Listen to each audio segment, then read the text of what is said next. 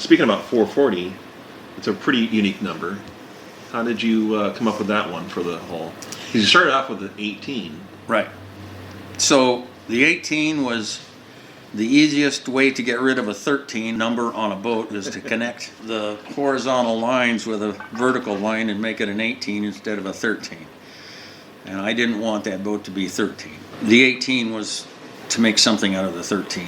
And then it was time to change the whole image of the boat and make it something other than what it was. Mm-hmm. So we went with orange because there was a Starfire runabout that we had worked on, and it's a beautiful boat, and I don't get to race it very much, but Glenn Davis, a dear friend who's now passed on, built it with Dave and Paul and a couple of other guys, a bunch of the runabout guys that have raced Starfires for years. They built this canopied Starfire to kind of be the sister ship to the 400 canopied Starfire that set so many records over the years.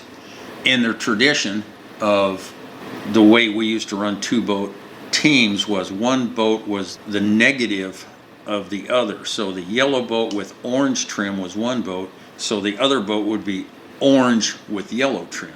And because of the canopied yellow boat was that, we painted this boat that I drive orange with yellow trim to be in concert with that.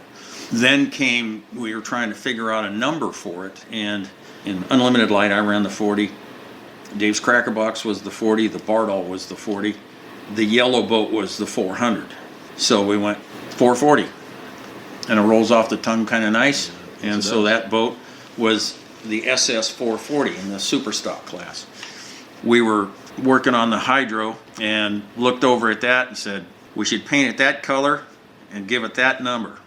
So we're starting a fleet of boats. And so we picked a really nice color of orange called Tennessee Orange, and we painted it, and that's how it all happened. And it's kind of in remembrance of Glenn.